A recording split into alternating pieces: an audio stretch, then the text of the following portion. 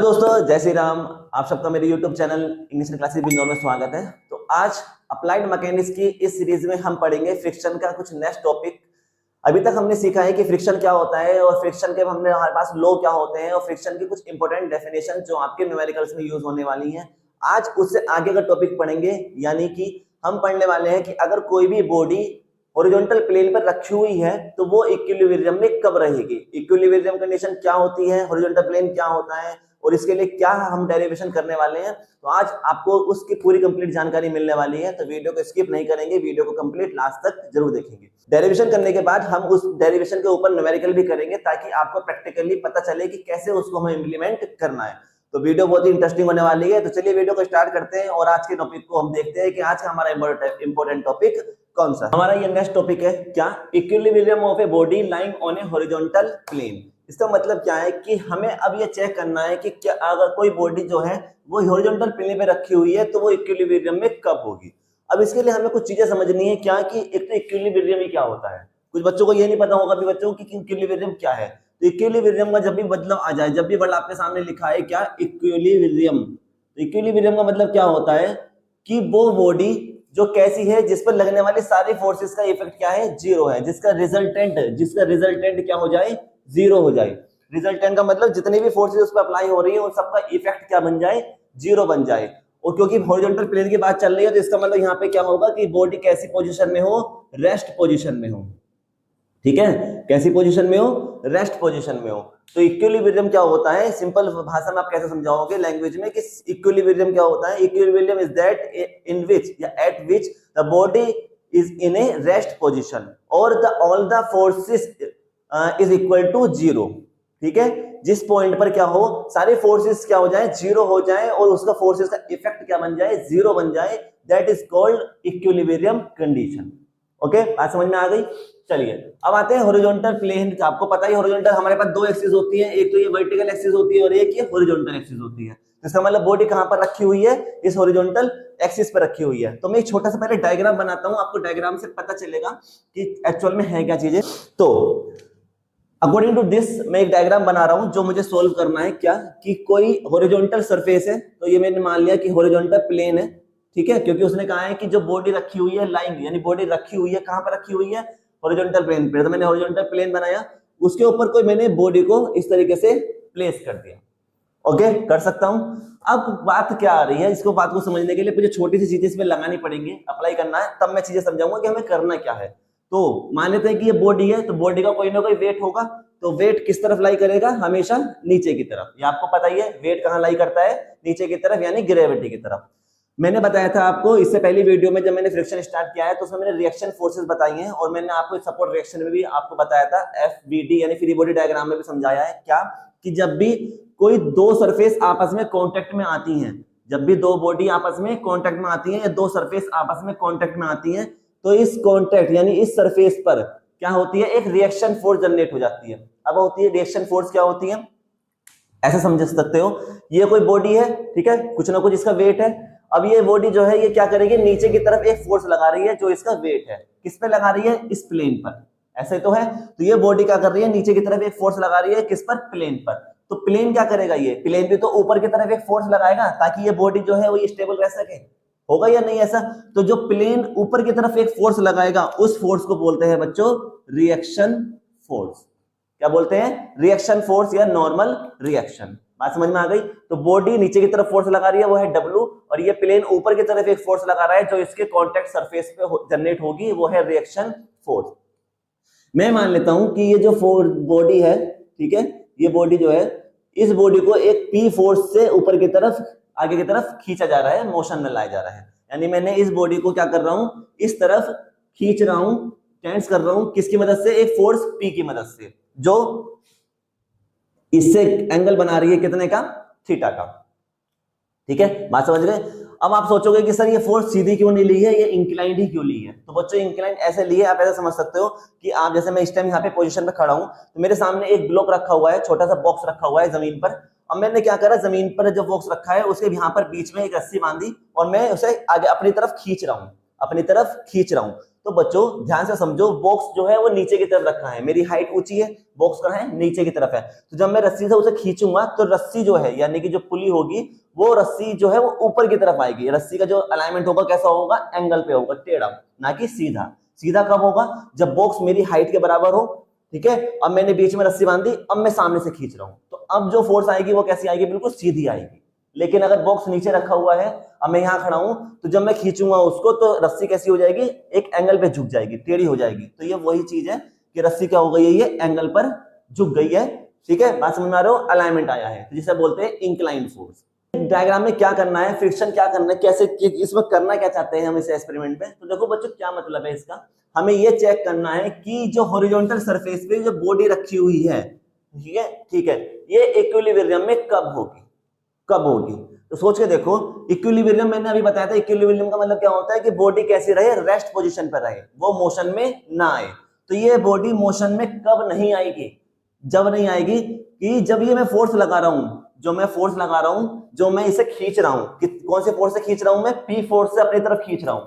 तो अगर मैं ये पी फोर्स कम से कम लगाऊं, कम से कम अप्लाई करूं, तो ये बॉडी अपनी पोजीशन पर रखी रहेगी, अपनी पोजीशन पर ही रहेगी, रेस्ट पोजीशन पे रहेगी। बात समझ में आ रही है। अगर मैं जोर से खींच दूं, मैंने मान लो जो फोर्स लगा रहा हूं पी, जो मैं खींच रहा हूं अपनी तरफ, अगर मैंने जोर से खींचा इसको, तो क्या होगा, ये बॉडी इस तरफ मूव कर जाएगी। लेकिन मैंने अगर मान लो फोर्स बहुत कम लगाई है, बहुत आराम से खींच रहा हूं, फोर्स बहुत कम अप्लाई कर रहा हूं, तो ये बॉडी क्या रहेगी, अपनी पोजीशन पर ही रुकी रहेगी।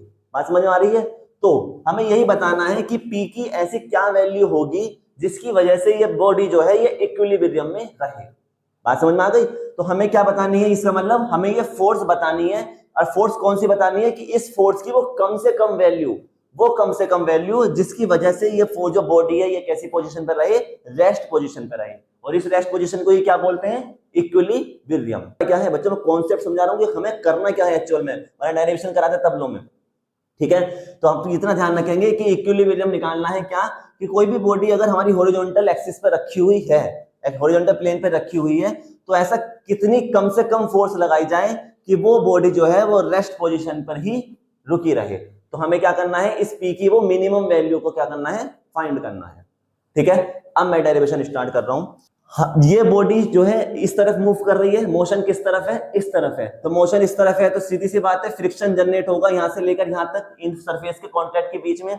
और इस फ्रिक्शन की जो डायरेक्शन होगी वो कैसी होगी, अपोजिट। क्यों, क्योंकि मोशन किधर है, इधर की तरफ है, तो जो डायरेक्शन है फ्रिक्शन की वो क्या होगी, इधर। तो यहाँ पे एक फ्रिक्शन फोर्स जनरेट हो गई, mu equal to F are.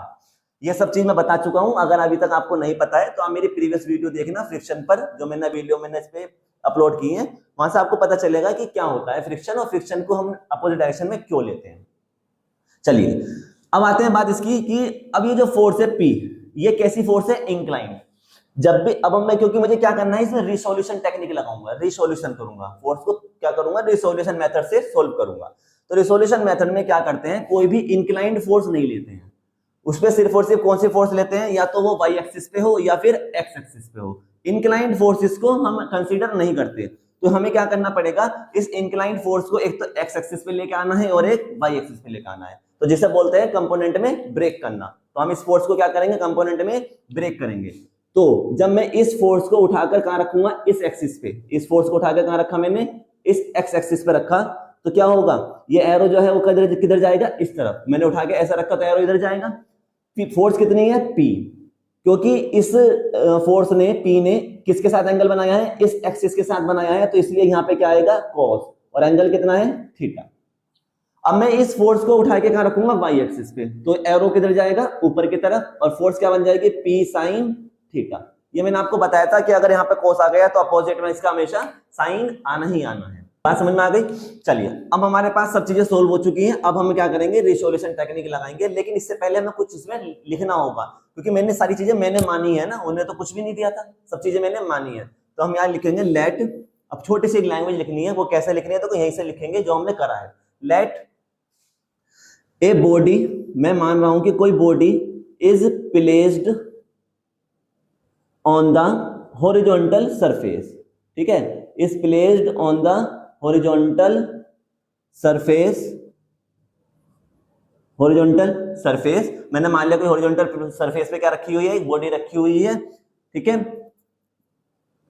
Which wait, जिसका जो वेट है इज लाइंग डाउनवर्ड, ठीक है, जिसका वेट जो है वो क्या कर रहा है, नीचे की तरफ लाई कर रहा है, एंड द नॉर्मल रिएक्शन या reaction force, normal reaction is exert on the on the surface of contact in upward direction, ठीक है, upward direction. Now a force P, force कौन सी ली है, P is applied at angle 30 degree inclined, किससे inclined है, horizontal plane से, to the horizontal plane,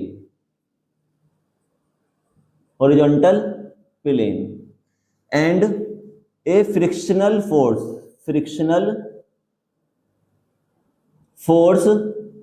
F is equal to mu R is exert on the contact surfaces in opposite direction.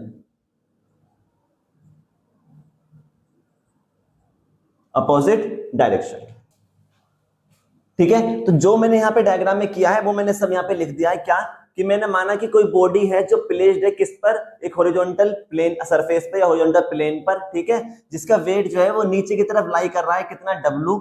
इस wait की वजह से क्या होगा, एक रिएक्शन फोर्स जनरेट होगी, जो क्या है, एट द कॉन्टैक्ट सरफेस पे जनरेट होगी, और कहाँ है, इसकी डायरेक्शन अपवर्ड डायरेक्शन में है। हमने माना कि हमने इस बॉडी पर कोई फोर्स P अप्लाई की है जो इंक्लाइंड है थीटा एंगल पर, और किसके साथ एंगल बना रही है, हॉरिजॉन्टल एक्सिस के साथ या हॉरिजॉन्टल प्लेन के साथ।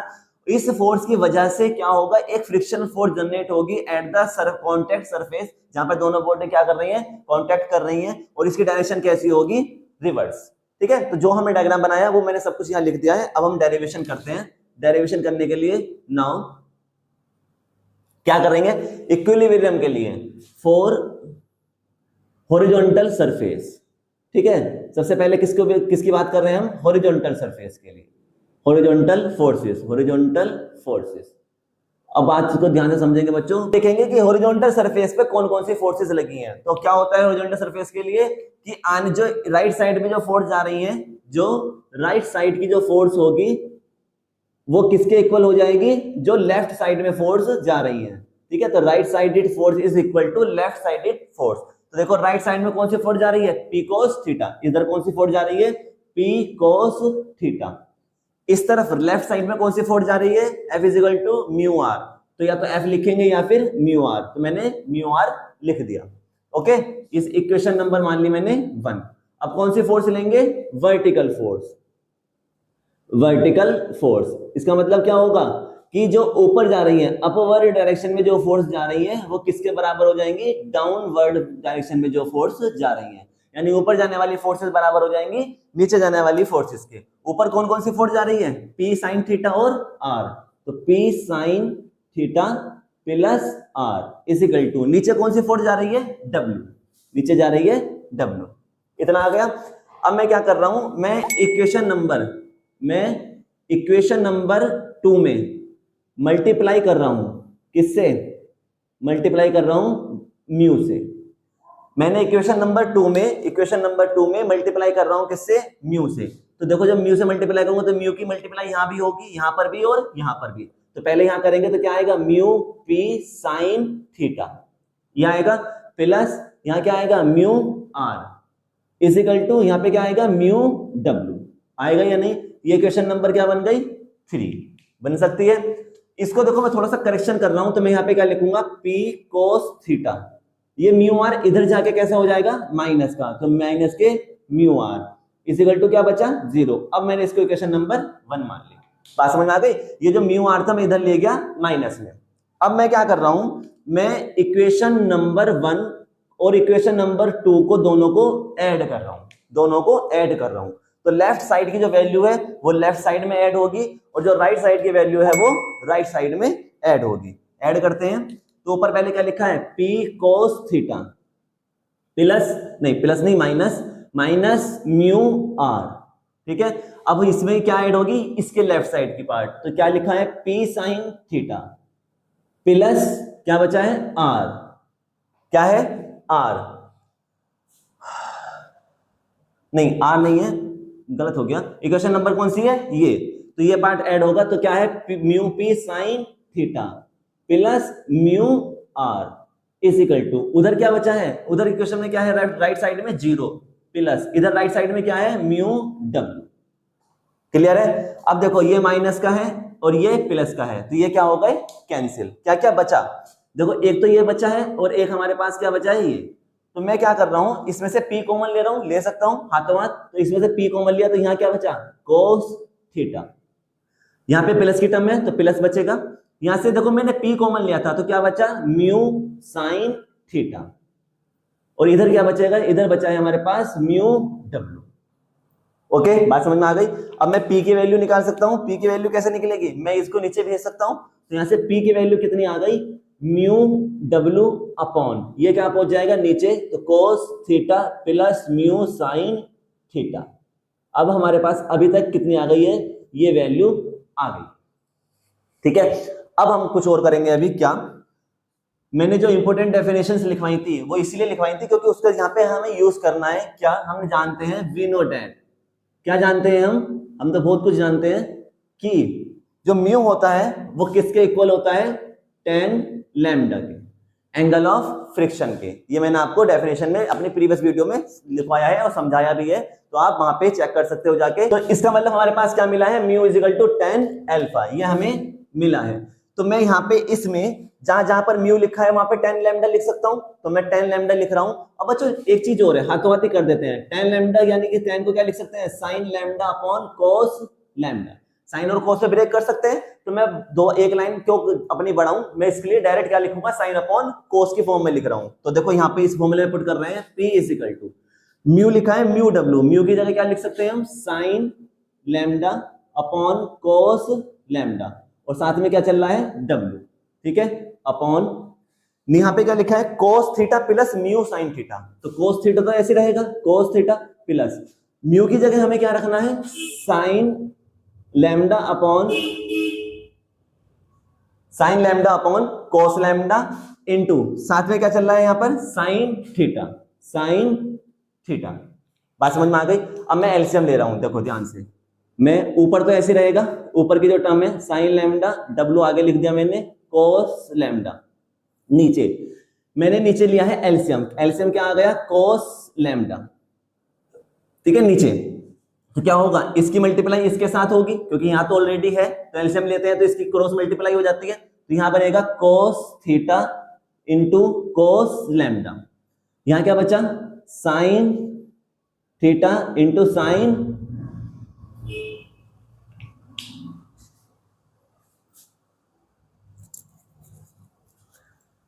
ठीक है, तो इधर क्या बचा sin theta into sin lambda. अब देखो ये cos लैम्डा से cos लैम्डा कैंसिल हो गया, और हमें एक फॉर्मूला पता है क्या कि cos a plus b, sorry cos a minus b, क्या होता है formula cos a into cos b plus sin a into sin b। ये अपना मैथ में फॉर्मूला ट्रिग्नोमेट्री में पढ़ा होगा। तो देखो cos a into cos b लिखा है, प्लस आ गया sin a into sin b लिखा है, तो यानी इस पूरे फॉर्मूले की जगह पे मैं क्या लिख सकता हूँ cos a माइनस b। अब हमारे पास क्वेश्चन क्या हो गया, P इज इक्वल टू ऊपर क्या है W इंटू साइन लैम्डा, नीचे क्या बचा है cos, फॉर्मूला लग गया a माइनस b का, तो a की जगह तो क्या है थीटा और b की जगह क्या है लैम्डा। हमारे पास बच्चों कैलकुलेशन करके फॉर्मूला कितना आ गया है अभी तक, ये आ चुका है।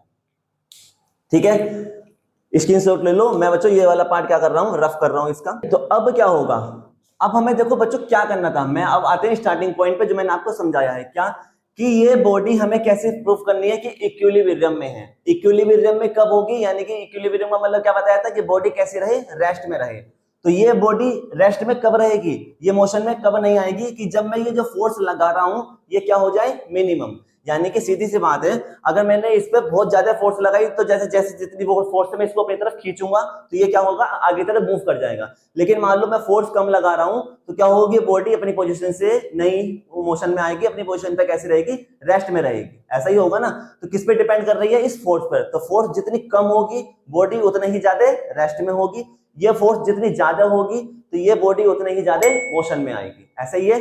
तो मुझे क्या करना है, मुझे बतानी है ये मिनिमम फोर्स, कि भाई मिनिमम फोर्स कितनी होनी चाहिए। तो ये तो फोर्स आई है, अभी मिनिमम फोर्स नहीं आई है।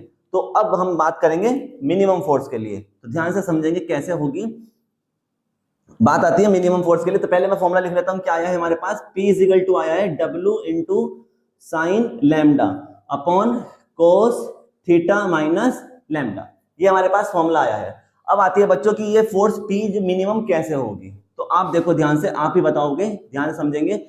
F इज इक्वल टू लिखा है, F मैंने फॉर्मूला मतलब ऐसी मान रहा हूं कि P इज इक्वल टू क्या है, F अपॉन A है। मान लेते हैं आपको समझाने के लिए, क्योंकि यहां से समझ में नहीं आएगा, यहां से आ जाएगा। अब देखो P की वैल्यू कम कब होगी, P की वैल्यू कम डिक्रीज कब होगी, जब मैं A की वैल्यू को डिक्रीज करूंगा। यानी कि डिनोमिनेटर में, बस सीधी सी बात है, जितने बड़े नंबर से मैं इसको डिवाइड करूंगा उतनी ही वैल्यू क्या आएगी, कम आएगी। जितनी बड़ी वैल्यू से हम डिवाइड करेंगे उतनी ही वैल्यू क्या आएगी, कम आएगी। कैसे, एग्जांपल से समझना है। तो मान लेता हूं कि 1 अपॉन A कितना है, 2 है, मान लेते हैं। तो इसका आंसर कितना आएगा 1 अपॉन 2 का 0.5 है ना। मान लेता हूं कि अब A की वैल्यू कितनी हो गई है 4, तो कितना आएगा 0.25। अब मान लेता हूं 1 अपॉन 6, तो क्या आएगा वैल्यू कितनी आएगी, 1 के आसपास आएगी। 1 और कितना आएगा 1.16, 0.16। क्या हो रहा है, जैसे जैसे मैं A की वैल्यू यानी नीचे वाली वैल्यू को क्या कर रहा हूं, बढ़ा रहा हूं, इंक्रीज कर रहा हूं, तो वैसे वैसे वैल्यू क्या हो रही है, ये डिक्रीज हो रही है। तो सीधी सी बात है कि जितनी वैल्यू में नीचे वाली वैल्यू को, डिनोमिनेटर को जितना इंक्रीज करूंगा, तो ये जो P है, प्रेशर जो है, ये क्या हो रहा है, कम हो रहा है। बात समझ में आ रही है।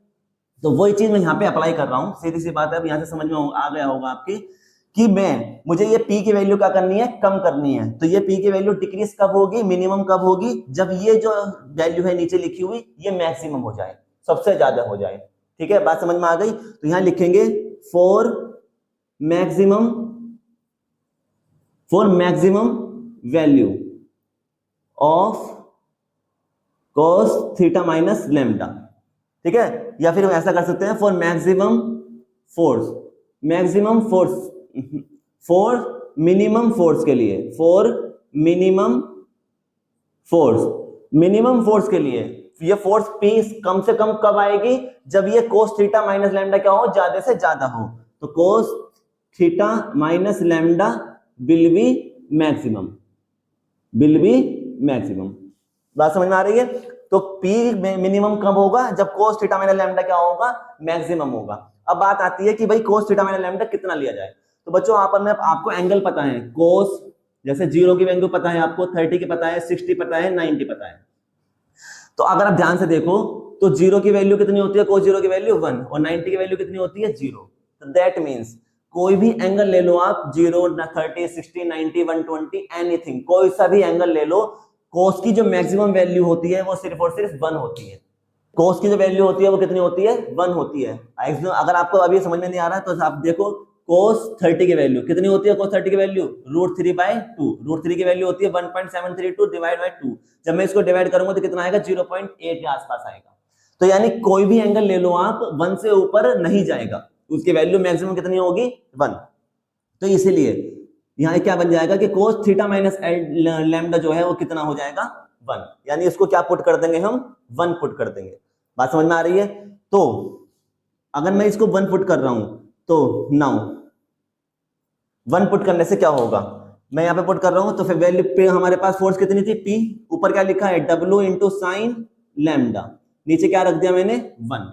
अब मैंने जैसे ही 1 करा तो 1 से किसी नंबर को डिवाइड करते हैं तो क्या आता है P is equal to W sine lambda, यही फोर्स लौट के आ जाएगी ऊपर वाली। ठीक है, तो ये वो मिनिमम फोर्स है। क्या लिखूंगे यहाँ पे, अब यहाँ पे मैं लिख रहा हूं that is the minimum force which is required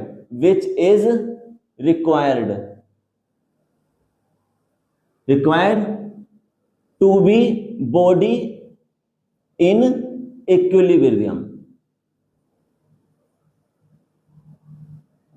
बात समझ में आ गई? तो ये वो मिनिमम फोर्स आई है, ये वो मिनिमम फोर्स है जो इस बॉडी को इक्विलिब्रियम में रखने के लिए रिस्पॉन्सिबल है या चाहिए है।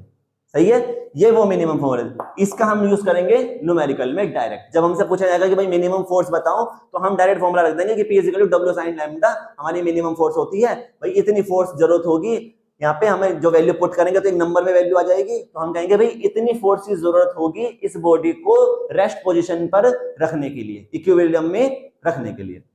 ठीक है, बात समझ में आ गई? ये हमारा डेरिवेशन यहाँ पे आके खत्म हो गया है।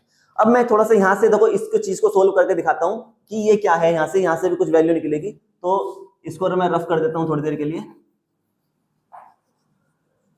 ठीक है, तो ध्यान से समझना बच्चों, मिक्स मत कर देना। मैंने समझा रहा हूँ, लाइन बाय लाइन देखते रहना कि कहां से हम चीजें लिख रहे हैं। अब देखो जो हमने एंगल पुट किया था, तो यहाँ पे लिख रहा हूं फॉर इक्विलिब्रियम। ये मैं इसलिए करा रहा हूं क्योंकि कहीं ना कहीं न्यूमेरिकल में कभी कभी ये यूज हो जाता है। फॉर इक्विलिब्रियम, हमारे पास इक्विलिब्रियम के लिए हमने क्या माना था कि कोस जो है थीटा माइनस लैम्डा वो कितना होता है? 1 होता है। अभी माना है हमने, ये आपको पता है। अब आप ध्यान से समझो कि कोस थीटा माइनस लैम्डा, ये 1 जो होता है कोस में किसकी वैल्यू होती है? कोस 0 की। ठीक है, कोस 0 डिग्री की वैल्यू कितनी होती है? 1 होती है।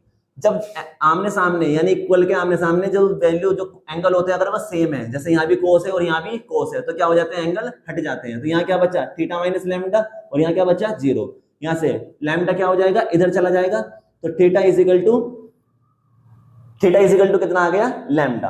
तो यहाँ से एक चीज हमें पता चली क्या? हेंस यहां से एक चीज पता चल गई क्या? कि इक्विलिब्रियम के लिए, फॉर इक्विलिब्रियम के लिए, ठीक है, थीटा जो होता है वो इक्वल होता है किसके? लैम्डा के। तो इक्विलिब्रियम के लिए थीटा जो होता है वो लैम्डा के इक्वल होता है। तो बच्चों हमारे पास 2 फॉर्मूले हमें जरूरत पड़ेगी, एक तो इसकी और एक इसकी। ठीक है, तो आई होप आपको डेरिवेशन समझ में आया होगा कि मैंने किस तरीके से डेरिवेशन को किया है। अब हम इसी डेरिवेशन के ऊपर न्यूमेरिकल करते हैं ताकि आपको कॉन्सेप्ट क्लियर हो जाए कि हमें कैसे इसको अप्लाई करना है। तो एक न्यूमेरिकल कराता हूं जिससे आपका कॉन्सेप्ट जो है वो और अच्छे से क्लियर हो जाएगा। तो ये हमें एक न्यूमेरिकल दिया गया है क्या कि a body weight 100 newton is lying on a rough horizontal plane having a coefficient of friction is 0.4, then determine the horizontal force required to move the body. क्या मतलब है इसका? मैं इसको एक डायग्राम की मदद से समझाता हूं कि क्या मतलब है इसका। कि उसने कहा है कि कोई बॉडी है जिसका वेट है 100 न्यूटन, जो लाइन कर रही है किस पर? रफ हॉरिजॉन्टल प्लेन पर। तो हॉरिजॉन्टल प्लेन मैंने मान लिया कि ये क्या है? एक हॉरिजॉन्टल प्लेन है जो कैसा है? रफ है। ठीक है, उसके ऊपर एक बॉडी रखी हुई है इस तरीके से, जिसका वेट जो है वो किस लाई कर रहा है? किस पर? हॉरिजॉन्टल प्लेन पर। तो ये क्या है? इसका वेट है। कितना दिया गया है? Weight 100 newton. बात ध्यान से समझना, क्या कह रहा है कि कोई बॉडी है जो किस पर रखी हुई है? हॉरिजॉन्टल प्लेन पर रखी हुई है, और जिसका वेट जो है वो किस पर लग रहा है? किस पर लाई कर रहा है? हॉरिजॉन्टल प्लेन पर। तो जो वेट है वो किस पर लाई कर रहा है? हॉरिजॉन्टल प्लेन पर। सीधी सी बात है, अगर मैं यहाँ खड़ा हूं तो मेरा जो वेट है वो किस पर लगा हुआ है? मेरी फोर्स जो है वो किस पर लग रही है? फर्श पर लग रही है नहीं? बुक के ऊपर, वो टेबल के ऊपर बुक रखी हुई है, तो बुक जो है वो अपनी फोर्स किस पर लगा रही है? टेबल पर लगा रही है, क्योंकि उसका वेट है जो। तो वही चीज यहाँ पर है ना। उसके बाद उसने कहा है कि जो कोएफिशिएंट ऑफ फ्रिक्शन है गिवन है हमें, क्या है given? Coefficient of friction, mu से डिनोट करते हैं। कितना दिया है हमें? 0.4। डिटरमाइन करनी है हमें horizontal force required to move the body. हमें वो फोर्स निकालनी है जो इस बॉडी को क्या करे? मूव करने में मदद करे, या वो फोर्स निकालनी है जिस पर ये बॉडी क्या हो जाए? मोशन में आ जाएगी, ये मूव कर जाएगी। तो सीधी सी बात है। अब आप सोचोगे सर हमें कैसे पता चलेगा कि हमें इसे हॉरिजॉन्टल से करना है या किसी और डेरिवेशन से करना है? तो बच्चों लैंग्वेज में साफ साफ लिखा है हॉरिजॉन्टल प्लेन। जब भी हॉरिजॉन्टल प्लेन का बात आ जाए और हॉरिजॉन्टल फोर्सेस की बात कर रहा हो, तो समझ लेना कि ये हमें किस डेरिवेशन से करना है? इक्विलिब्रियम ऑफ हॉरिजॉन्टल प्लेन वाले डेरिवेशन से करना है। ये डेरिवेशन हो रहे हैं आपके में इंक्लाइंड। तो 2 ही तरीके के क्वेश्चन आने हैं, या तो हॉरिजॉन्टल पे आएंगे या फिर इंक्लाइंड पे आएंगे, और तीसरा कोई डेरिवेशन नहीं है, तीसरा कोई मेथड नहीं है। तो इतना कंफ्यूज भी नहीं होंगे आप, या तो हॉरिजॉन्टल पे न्यूमेरिकल आएंगे या फिर सीधा डायरेक्ट इंक्लाइंड पे आएंगे। तो दोनों अलग अलग है, आसानी से उसकी पहचान हो जाएगी। ठीक है, बात समझ में आ गई? चलिए अब हम इसको क्वेश्चन को सोल्व करते हैं। तो पहले तो इसका हम डायग्राम कंप्लीट करते हैं जो हम करते हैं। तो क्योंकि वेट नीचे की तरफ लाई कर रहा है, तो इस वेट की वजह से क्या होगा? एक रिएक्शन फोर्स जनरेट होगी ऊपर की तरफ जो कहलाएगी आर। हॉरिजॉन्टल में हमने अभी देखा था कि हमने इसको एक्स एक्सिस मानी थी और यहाँ से एक फोर्स लगाई थी जिसका नाम था P, कितने एंगल पर, थीटा एंगल पर। ये हमने अपनी तरफ से ऐड किया था। हमें पता है क्योंकि बॉडी का मोशन किस तरफ हो रहा है, इस तरफ हो रहा है, क्योंकि फोर्स इस तरफ लगी है तो बॉडी को इस तरफ मूव कराएगी, तो जो फ्रिक्शन फोर्स है वो कहाँ जनरेट होगी, इसके अपोजिट डायरेक्शन में, वो होगी म्यू आर। ठीक है, बात समझ में आ गई। अब क्योंकि ये इंक्लाइन फोर्स है, इसको कंसीडर कर ही नहीं सकते, तो मैं इसके लिए क्या करूंगा, इसको ब्रेक करूंगा। तो जब मैं इस फोर्स को इस एक्सिस पे लेके आऊंगा, एक्स एक्सिस पे, तो एरो कहां जाएगा, इस तरफ, और ये हमारे पास बनेगी P cos थीटा। जब मैं इस फोर्स को इस वाई एक्सिस पे लेके आऊंगा तो एरो जाएगा ऊपर की तरफ और ये फोर्स बनेगी P sin थीटा। इतनी चीजें हमारे पास कंप्लीट हो गई। ठीक है, अब आते हैं बात कि हमें करना क्या है बच्चों, कि कैसे करेंगे। हमें दो चीजें निकालनी है। हमें क्या करना है, हमें बतानी है हॉरिजॉन्टल फोर्स। अब आप कहोगे सर हमने तो डेरिवेशन किया था, हम डायरेक्ट फोर्स क्यों नहीं लगा रहे, डायरेक्ट फॉर्मूला क्यों नहीं लगा रहे हैं। तो बच्चों वो चीज समझो पहले। आप जब फॉर्मूला लगाओगे डायरेक्ट, क्या हम जानते हैं, वी नो डैट, क्या हम जानते हैं कि हमारे पास एक फोर्स है फॉर मिनिमम फोर्स के लिए, वो है मिनिमम फोर्स। ये याद रखना, मैंने बताया भी है, for minimum force at horizontal plane. ठीक है, अगर हॉरिजॉन्टल प्लेन पर हमें क्या निकालनी है, मिनिमम फोर्स निकालनी है, तो उसके लिए फॉर्मूला है P is equal to W sine lambda, जो अभी अभी मैंने डेरिवेशन कराया है। लेकिन ये क्या था, P थी, P फोर्स है। P फोर्स कैसी फोर्स है, इंक्लाइंड फोर्स है। ध्यान से देखो बेटा, ये फोर्स कैसी है, इंक्लाइंड है, जो थीटा एंगल पर है। उसने क्या कहा है, उसने कहा है हॉरिजॉन्टल फोर्स बताओ, जो हॉरिजॉन्टल फोर्स है वो बॉडी को मूव करने में मदद करे।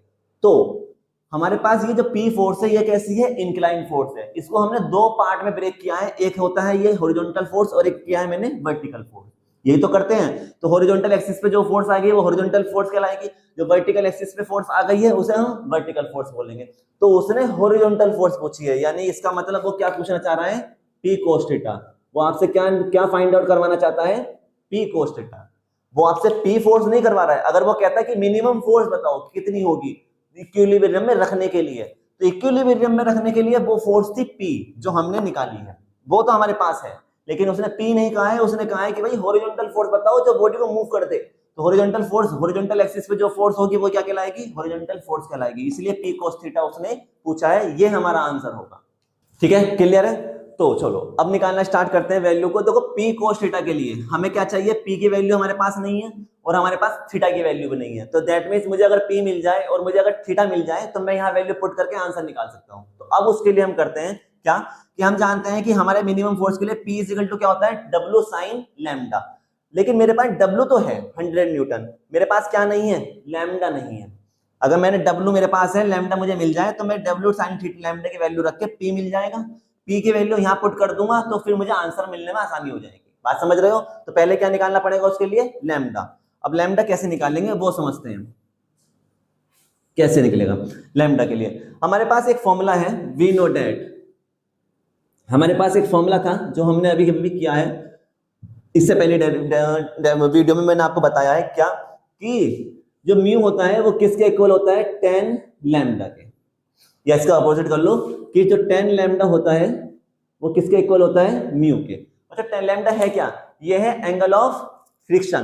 तो एंगल ऑफ फ्रिक्शन जो होता है वो किसके इक्वल होता है, कोएफिशिएंट ऑफ फ्रिक्शन के। ये मैंने प्रीवियस वीडियो में डेफिनेशन कराई है, तो मैंने उसमें समझाया है कैसे आया है। अगर आपको नहीं पता है तो मेरी वीडियो देखना, आपको वहां से समझ में आ जाएगा।